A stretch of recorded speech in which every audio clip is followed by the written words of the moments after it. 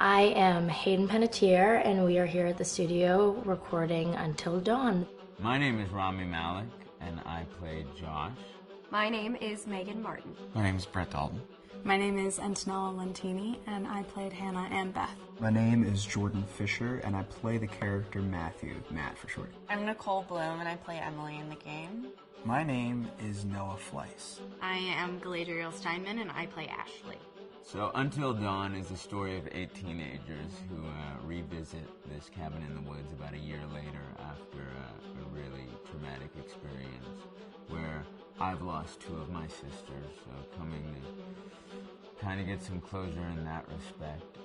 One of the things that Larry does really well is make these multi-layered characters, and I think for just the story in general, it follows the quintessential horror film plot lines, but the characters are so unique in themselves, and I think that's very cool. Oh, yeah, this was the right thing to do. What? You know, getting everyone together on the anniversary. I mean, Josh seemed really pumped about us all doing something, didn't he? Yeah, no, he definitely did. I haven't seen him so excited about something in forever. Good, good.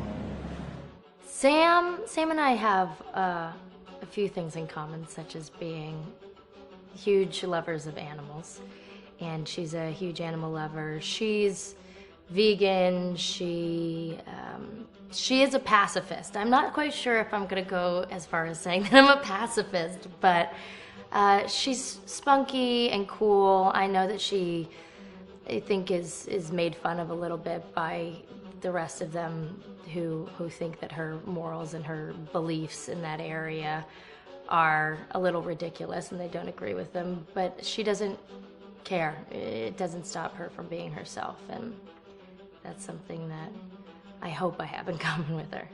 You know, he definitely can be depressed at some times and a bit of a loner, but he takes some solace in one of his sister's friends, Sam, played by Hayden Panettiere, and invites everybody back to the same house the next year to kind of find some closure.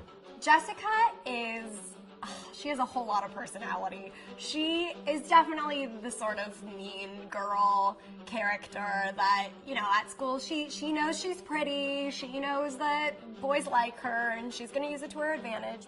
He's got a big heart, and you can tell that that's very evident, especially how he treats his girlfriend, Emily, and, you know, he's kind of a meathead, but in the best way possible. She really knows what she wants, and she manages to get that from whomever it is, whether it be Matt or Mike. You know, she's really driven, and I can definitely relate to that. My character is Chris, and he is what society might consider the nerd of the group, and he kind of embraces it.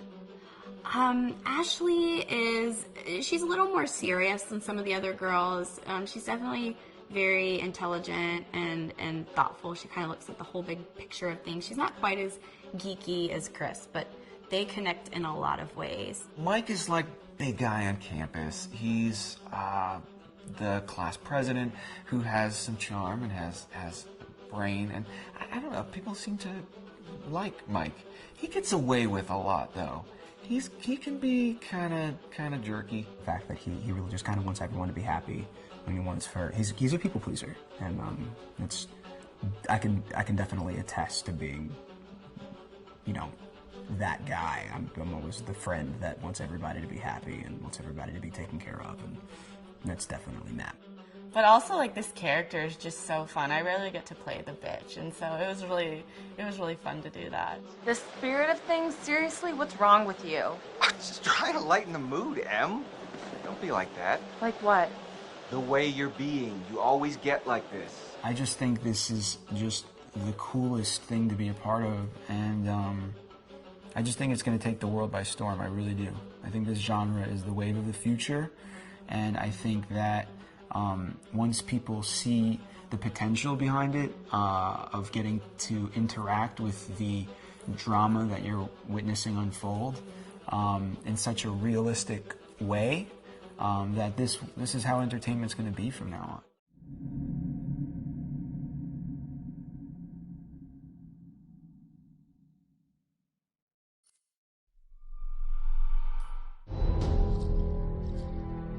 Hi, this is Lee Robinson, production designer on Until Dawn. The production design for Until Dawn started with the great teen horror script that sets the characters in a Canadian winter mountain lodge, being a contemporary setting with visual clues derived from classic films of that genre, such as Hitchcock's Psycho and Stanley Kubrick's Shining. The storyboards are vital to the production design, as it allows the designer to understand the scale of the environments to be made and the detail that will be seen to create the atmosphere of a horror. This took us into concepts that took these storyboards further, visualizing the world through the color palette, the lighting, tone and the mood, and developing key locations such as the lodge, the cable car stations, the forests themselves, the wilderness. As you can see, the environments and atmospheres change quite a bit from warm and inviting to cold and threatening. The Millionaire's Mountain Lodge was a key example. It was designed to be made from nearby stone and timber, embedding it into the landscape, with a contrasting and contemporary interior needing to be opulent and extravagant. We created dark and claustrophobic corridors with ominous and large open spaces, almost cathedral-like in size, and with huge structures to silhouette and dwarf the characters within, providing a labyrinth to explore and wander. Each character was developed with a strong visual identity in mind, with contrasting colours, tones and silhouettes to identify them, each to have their own texture, pattern and shape, so that when they were lined up you could always identify them. The costume designs allowed a range of clothes that would suit them for the cold winter weather, but also have an element of style and individualism, so that the audience could look at them and relate, recognizing themselves within them. A lady would like to cuddle up with her man by a nice cozy fire bathed in atmospheric mood lighting. Right. It'll get plenty toasty once we're rubbing up against each other. Mike, Yeah. fire and mood lighting. Yes. Working with the lighting artists, we really brought the look and feel of the world together, and this required a thorough understanding of the visual language of teen horror. A key scene was where all the characters emerge out of the rear of the lodge chasing Hannah. A contrast is evident straight away from the exterior wilderness to the warmth of the lodge. The attention to character lighting here is through the bounce and rim lighting, accented colours and composition, creating characters that come from the dark into the light and back again with an emotional effect. Guys, there's someone outside. What the hell? Hannah! What's going on? Where's my sister going? It's fine. She just can't take a joke. It was just a prank, Han.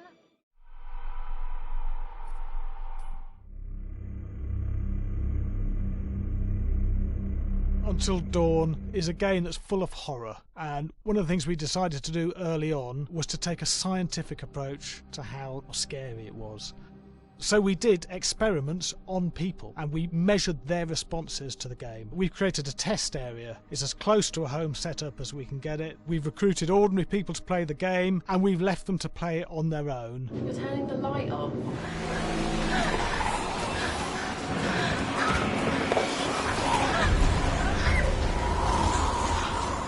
The only difference is it's rigged with cameras and microphones that relay the data through to the next room where people are watching them play. Bracelet here we use for biometric testing. It measures the player's emotional response. It's called a galvanic response sensor. It makes contact with the user's skin and it measures the electrical conductivity across their skin. It's the same principle as an old-fashioned lie detector. When you're stressed, you sweat a little, very sensitive, and picks up tiny changes if the player is feeling anxious or scared. That data's fed back to a testing team, comes through as a graph.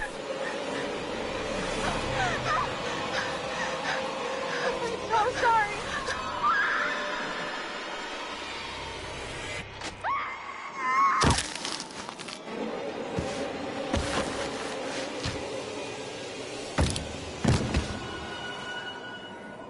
There's no point testing one or two people, you have to test a lot of people. What's your step? When we have a scare that's consistently has a measurable emotional response, then we knew it was good. If it didn't have that, it goes back to the team for improvement. The data doesn't tell us what's wrong with the scare, it only tells us if it's working or not. Wait, okay, so you hear that too, right? Josh.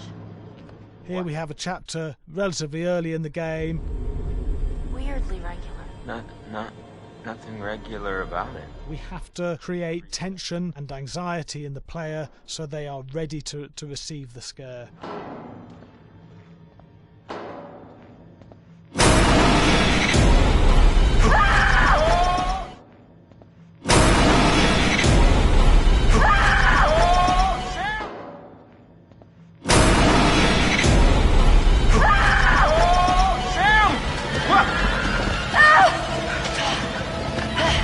Give the player time to recover, to cool down, to calm down, and then start building the tension again before we do the next scare. Hey. What? Hey. What the hell? Ooh, you just got mugged.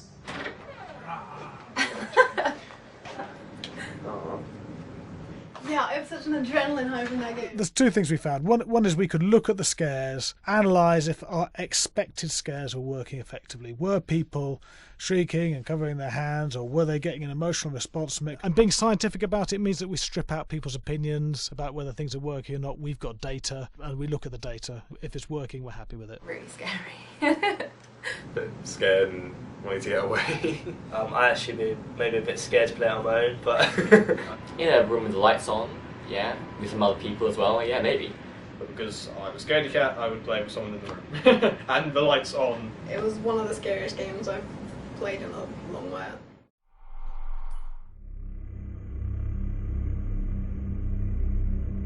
Until Dawn is a game that's full of horror, and one of the things we decided to do early on was to take a scientific approach to how scary it was. So we did experiments on people and we measured their responses to the game. We've created a test area. It's as close to a home setup as we can get it. We've recruited ordinary people to play the game and we've left them to play it on their own. You're turning the light on.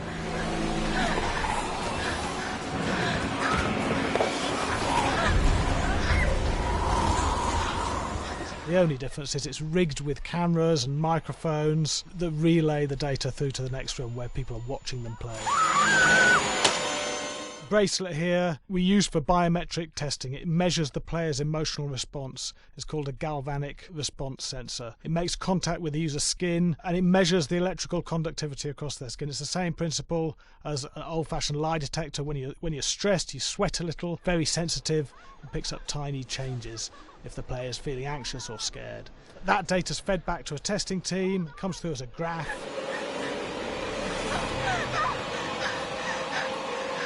I'm sorry.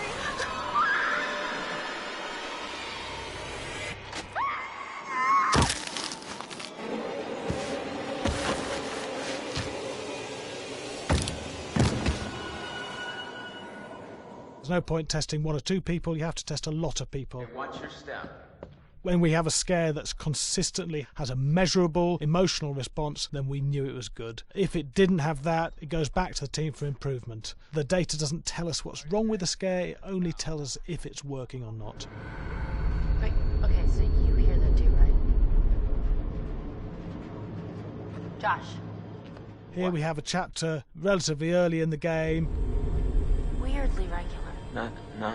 Nothing regular about it. We have to create tension and anxiety in the player so they are ready to receive the scare.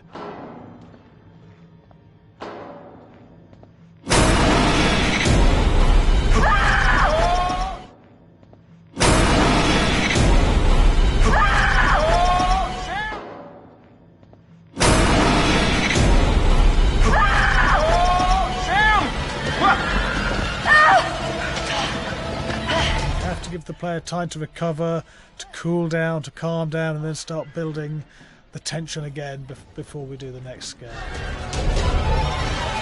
Hey. What? Hey. What the hell? Ooh, you just got mugged.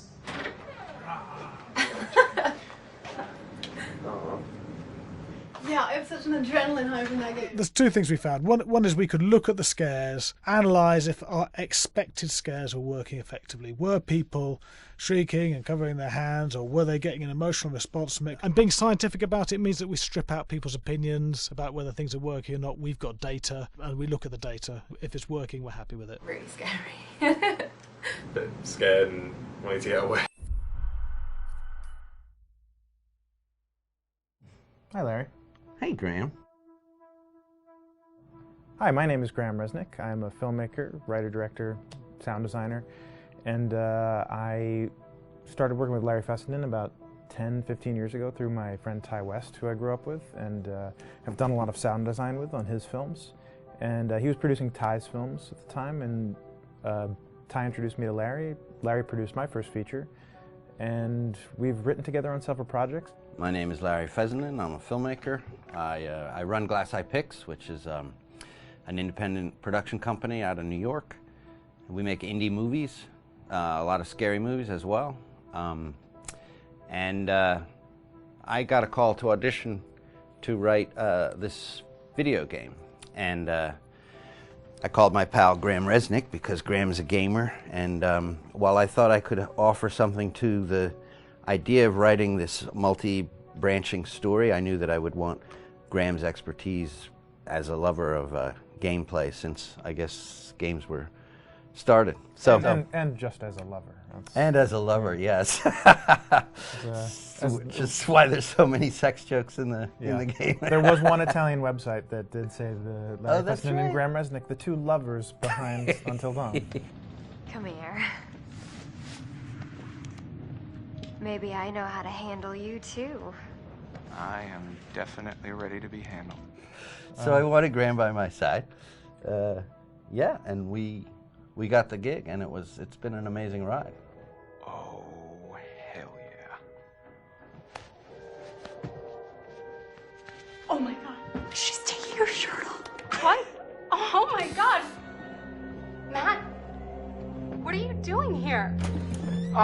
Hannah. I'm sorry, Hannah. This all got Don't out mind, of hand, but So in the game, the basic setup is that a year prior to the game's start, all these kids had gone up to a ski lodge that was owned by the parents of one of the kids, or a couple of the kids, and some of the teenagers played a prank on some of the other teenagers, and the terrible tragedy occurred when a few of them, two sisters, ran out into a blizzard, and were never seen from again.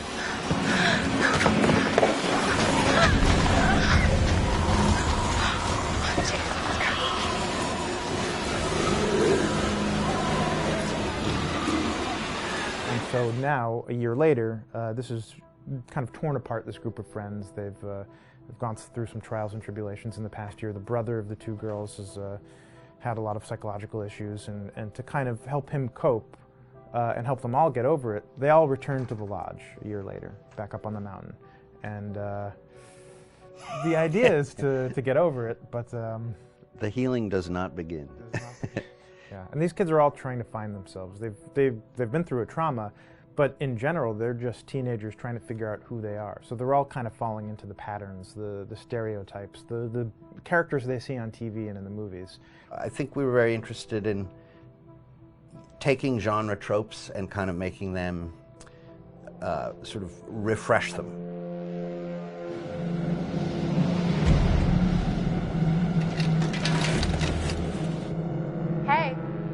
see that?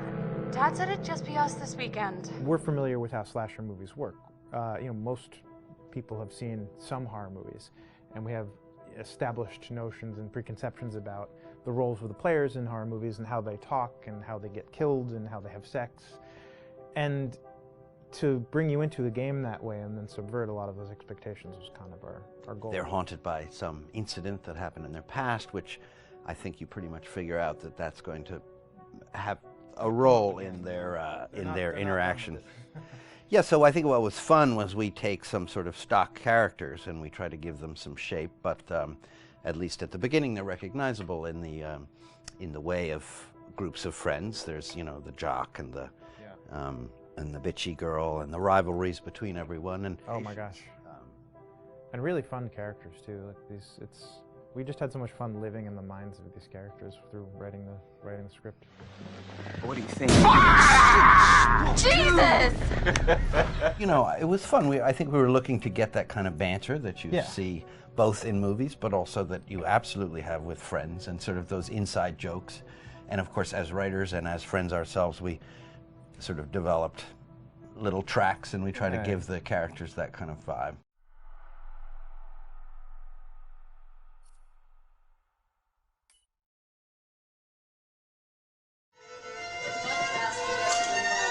Yeah, fast and violent.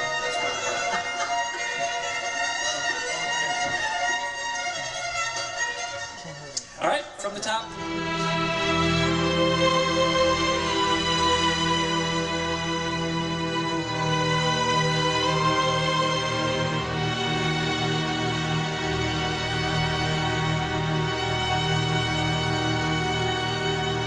My name is Jason Graves, and I'm the composer for Until Dawn.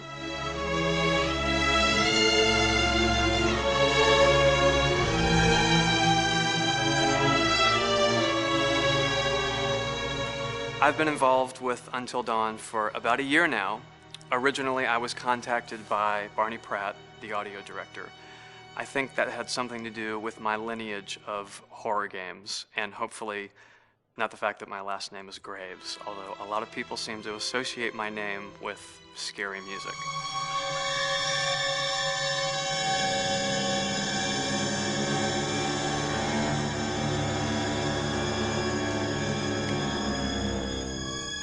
One of the things that was really exciting about working with Barney and the team at Supermassive is they really wanted something unique for the music. They wanted the music to stand out and be a character on its own in the game.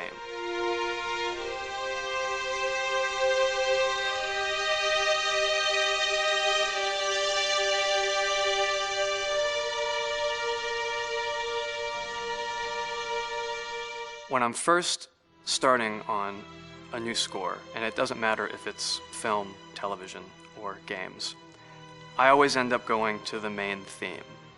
Sometimes the developer or producer isn't even necessarily interested in the main theme at the beginning. I just want to do it for myself, because for me, the main theme is the identity of the game.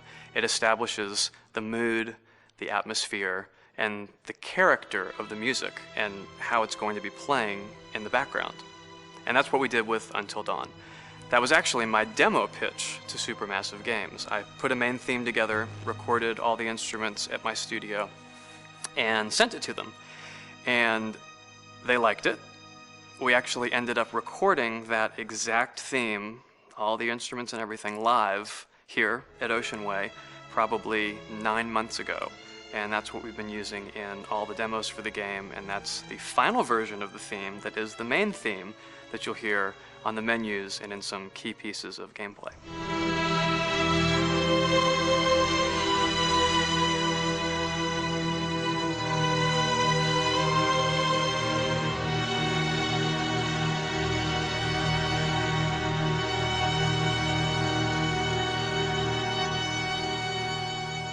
I seem to have made a name for myself in horror. And there's something about scary music, I think it's maybe the lack of rules. The biggest rule in scary music is there are no rules, so you can do anything you want, and actually, if you end up doing things that don't feel like they would work out together, they kind of clash, and it ends up being even more effective for scary music. So that's what really drew me to Until Dawn was the textures, plus writing thematic material that is interwoven with the scary textures. I haven't really done anything like that before. Usually it was just all tension all the time, and that's fun and it's great. But I'm actually at heart a very melodic composer. That's the kind of music I love listening to, and that's the kind of music I love writing. That's the kind of music I got to work on in Until Dawn. Very nice. Same thing.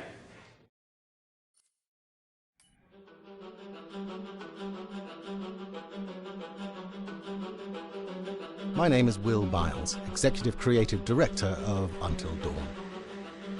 The first part of getting a believable facial performance in-game is to capture, topographically, the actor's range of emotional expressions as separate versions of the same head.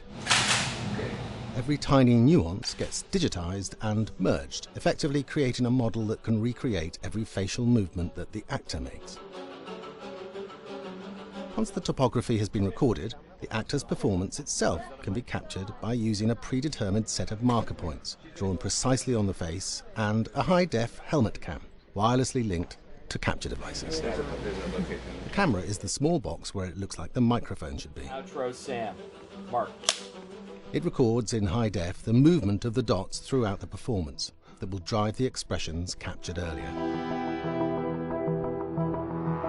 Unlike other systems, this form of capture is far less lossy because there are fewer interpretations between performance captured and performance rendered finally in-game. The audio is also recorded via two separate lavalier mics attached to the helmet. It takes a while for the actors to acclimatise to carrying around the recording devices and the helmet cams, but very soon the shoot becomes similar to any other effects shoot or a green screen shoot. The actors in these scenes are only recording facial animation, but use cursory body movements for pacing. Wait, and maybe we should all stick together and find everybody and make sure that we're all okay, so... 1-1, the year before the prank. Take 2, Mark.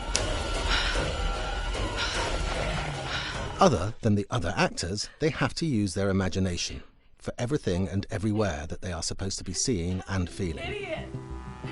So dumb! From a hot midday studio in Los Angeles to a freezing midnight mountain in British Columbia.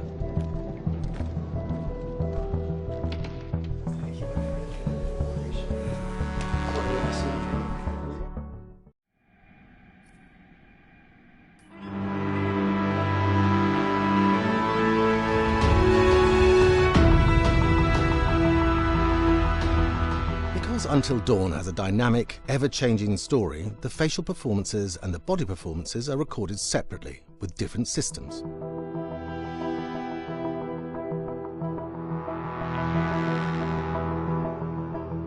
With the body capture, we use reflective bead suits and an infrared camera matrix system that drives the CG bone hierarchies in our character models.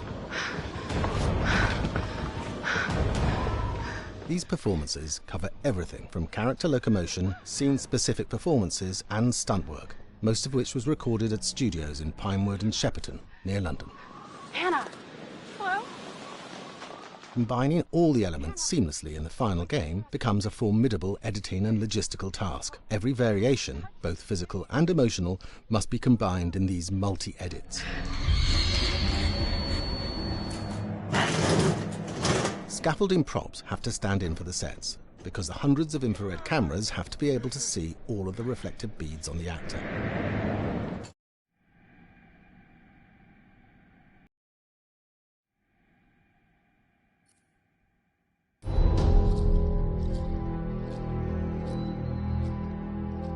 Just move over there. Go on, move. Let me say what I came to say. I'm here to tell you what you're up against being back on this mountain. You should never have returned. I don't know why you did after what happened last year. You mean with Hannah and Beth? Yeah, how could you know without being involved? I don't take kindly to you kids coming up here to my mountain. Your mountain. The mountain don't belong to me, it's true. But it don't belong to the Washingtons. This mountain belongs to the Wendigo. Hi, this is Lee Robinson, production designer at Supermassive Games. Understanding the ancient myths of the Wendigo was key for their development that helped the visual look, Through sketches and concepts, these elements were visualized, such as eyes being milky, almost dead, with loss of lips and eyelids due to frostbite, fangs growing and arms and legs getting longer, with skin hardening and thickening to look snarling and menacing, yet withered and lean. The hell was that? Another fucking piece of... Fingers and toenails extending like claws, allowing them to climb effortlessly. We made them look gaunt and weathered, and having ragged remains of clothes they wore. Blood-stained and rotten, with patches of hair still remaining, they retained strong skeletal limbs, which enable them to be agile and quick through the environment. Where are you? My name is Jamie Gallipo, animation director at Supermassive.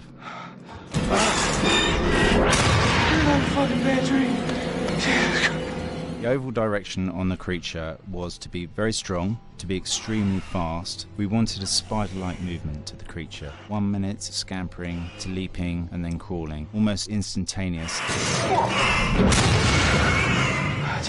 And finally, we wanted the creature to have this real, uncontrollable thirst for flesh.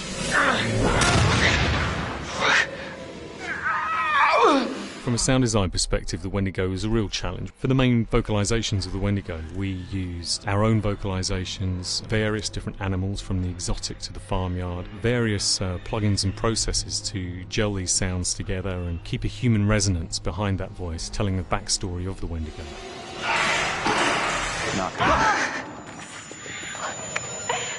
During the chase sequences, the anger of the Wendigo is felt by encircling breaths, screams and screeches that essentially chase you as you're being chased by the Wendigo.